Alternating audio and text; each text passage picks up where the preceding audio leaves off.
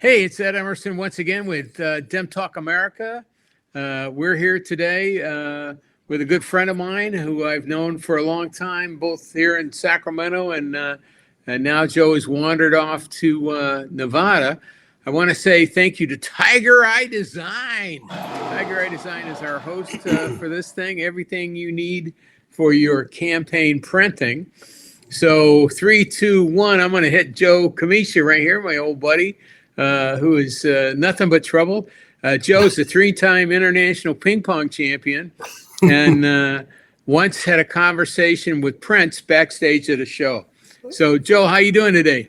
Very good, Ed. First-time caller, long-time listener. Well, what we're doing here on Dem Talk America is we do simple talking points for Democratic voters around the country. Why Biden's going to win, why it's important that they stay engaged and stay necessary, and things that they can do. You're in Nevada there, and you all had an election on Tuesday. Why don't you tell me, read the tea leaves on this election and tell me what we got to do and where we're going. Well, thanks for having me, Ed. I appreciate it. I look forward to getting together with you and going over the results. I've noticed that pundits call a lot of elections a mixed bag. And I think mixed bag is code for we don't know what happened. So it's kind of a mixed bag on Tuesday. It's the first time they've had a direct election. You know, we had a 2-step election this time. We used to have a caucus here. And they decided this time to do a direct election a couple of months ago and then follow up with other offices on the 11th of June. And that's what happened. There's an interesting fight going on here in that the conservative Republicans and the liberal Republicans are at each other's throats. Nice. The conservative Democrats and the progressive Democrats are also at each other's throats, and everybody's vying for power. So it was the governor here, Joe Lombardo, is a former sheriff in Clark County, and he won every race that he was involved in. So that makes me a little nervous in terms of what happens to Democrats in November. Right. But he had a good night on Tuesday, and he worked at it. I kind of view this state as an extension of California. Most people would hate me to say that, but it's true. Every other person you run into here is either a retired Riverside County firefighter or a San Bernardino County sheriff. Right. So there's a conservative twinge here, and this is most definitely a battleground state. I'm a little nervous about Biden's chances in that they've been beaten on this guy for 5 years now. Right.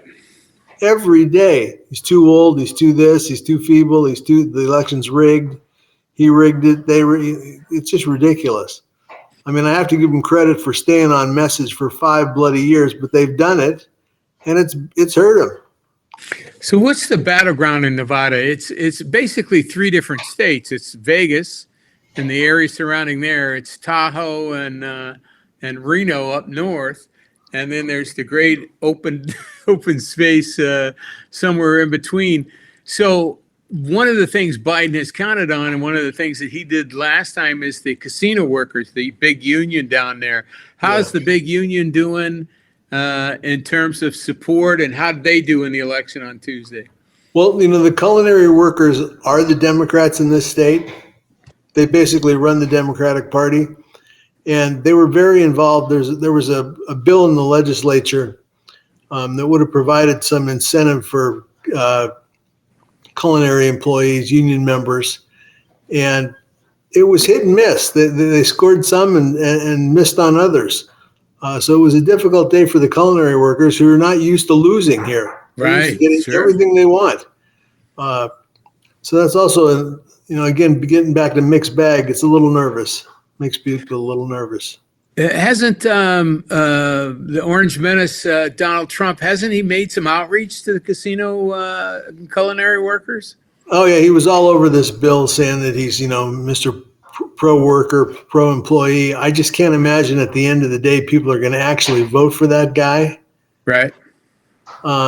It's just hard for me to believe, but he seems to be doing well. And he seems to be doing well with high school educated Latinos, which I can't figure out at all. Why they would gravitate to that guy, I don't know, but they seem to be doing it. Interesting. So what do we have in Nevada? We have a Republican governor who's fairly conservative. We have a Democratic senator, and she's on the ballot, right? Yes. We got two Democratic senators, actually, Jackie Rosen and Cortez Masto, both U.S. senators. That race is interesting in that Jackie Rosen is running against a veteran, a disabled, disfigured veteran, who's getting a lot of support, and rightfully so for his background as a soldier. Whether he can translate that into votes in November, I'm not sure, but he's kind of a serial candidate.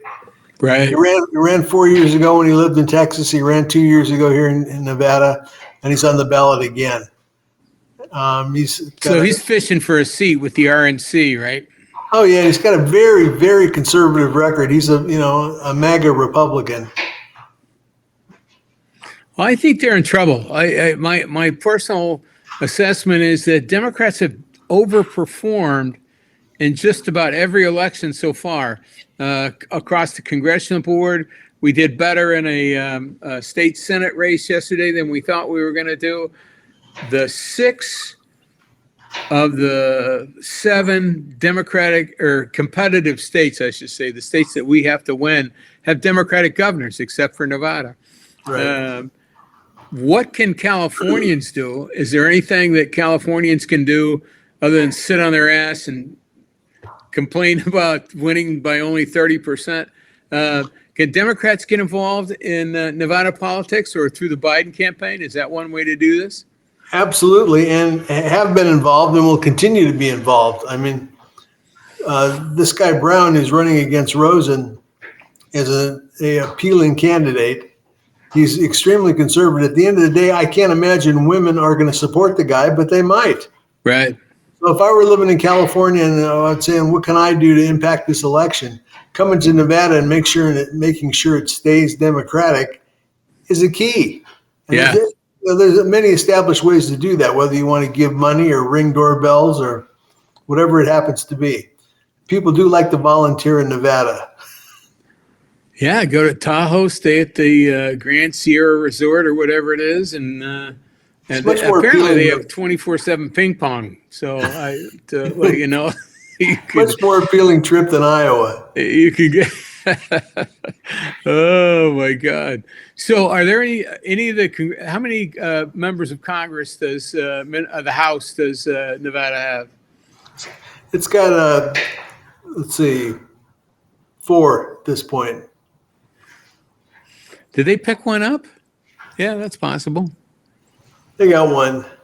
They got anyway. Are any of those seats in competition? Is there anything we can do about that sort of stuff? I don't think there's any worry on those seats. They were all pretty substantial victories on Tuesday night. I mean, anything can obviously happen, but right. Rosen is the key. She's got to win. If she doesn't win, it could flip or continue having the Senate in the hands of Mitch McConnell or worse. So it's got to be Rosen. Yeah, Mitch is done. Mitch has wandered off. He had a press conference the other day, and he just wandered off and got into a yellow cab and was headed to LaGuardia the last time he was seen by anybody. Well, good. This is good stuff. I'd like to know just your opinion, and it's why we're here. What can Biden do? If you had a friend of mine used to say to me all the time, this is in my anger management class, perfect world magic wand. What would you do for the Biden campaign? What do you think they're not focused on or doing enough of right now? I think high school educated Latinos are the key to this thing. If they can figure out a way to turn them out and keep African Americans in the fold, then I think he wins. Right. But it's not an easy task. I mean, Fox News has been, although I find it interesting the way things work today, Fox News has been beating on Biden 24/7 for months now, years, in fact. And Jimmy Kimmel, Stephen Colbert, Seth Meyers, they beat on Trump every night. And it doesn't seem to move the needle. I can't quite figure out why that is, but not as effective as it used to be. But come on out and bring your walking shoes. Our fearless buffoon just was indicted on 34 counts and convicted on all 34. And it doesn't seem to have had any deleterious effect. Now, there are some that would argue with that. There are there's a poll a day. Biden has picked up 2 to 3 points on the indictment swing. So he's up in some polls that he was behind in before, and he's up further in a couple others. And I know that Quinnipiac and is coming out tomorrow, I think, and it'll be interesting to see if 34 for 34 is going to have any difference whatsoever. But he's got a few more trials ahead of him, yeah? Absolutely. And, we've got the debate coming up on June 27th, and hopefully that'll move the needle. Although I'm a little worried about that, too. I'm totally worried about that. Oh, my God. The only time he got it, he's totally under Biden's skin, but Biden says, will you just please shut up, right? Do you remember that part? Oh, man. All right, hold on, I got to sneeze. Todd, you'll have to take this part out. No sneezing. Hold on. I'll be right back. Oh. There we go.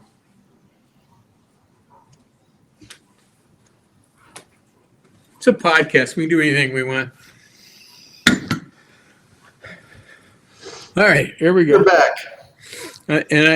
And we're back from commercial break. That was the commercial break. So we got about 3 minutes here left, Joe. And I wanted to get your take, if you would, on Pete Buttigieg and Kamala Harris and some of the other people that are waiting in the wings, if you will, for this Biden election to be over, for Joe to win, and then to start the campaign for 4 years from now. What do you see as across the board, the bench for Democratic candidates here in the United States? I'm a huge Buttigieg fan. I think I think he's the guy to beat. And I don't care what program he's on, what committee he testifies before, he's always absolutely well prepared and makes solid points. So I think he's the guy to beat. Harris, I think, has got a tougher road to hoe. Right. And that she's suffered from the same attacks that Biden has the last 4 or 5 years. So I think it's harder for her. That's not to say by any means that she's out of it 4 years from now. Right. She will be a strong candidate. But I think Buttigieg is impressive as hell. Anybody, what do you think of our governor, California Governor Gavin Newsom? It cracks me. I've always liked Newsom, and I like the people he surrounds himself with. But here, he's the devil. They spent the same 5 years bad-mouthing Biden. They spent the same amount of time bad-mouthing Newsom. And it's all nonsense, just made-up nonsense. But he's certainly a viable candidate. Yeah, I'm thinking the next big cycle is going to be a news cycle anyway. Near on the horizon is Trump picking his vice presidential candidate to run on the ticket with him, and I understand he's looking at Yogi the Bear. It's one of the people that won't overshow him. Boo Boo, of course, is welcome, but I don't think. I'm with you. I really cannot imagine how morally you can go in and look at Donald Trump and vote for that dumbass, and how policy-wise you could go into anything that the guy said, and he just wanders all over the place. He gave some daft speech the other day. What do you think the last thing's left? We got 15 seconds here, Joe. Why don't you finish it out? What would you like to say? Easily, the reason to vote for Biden are many, but the one was the speech that Trump gave the other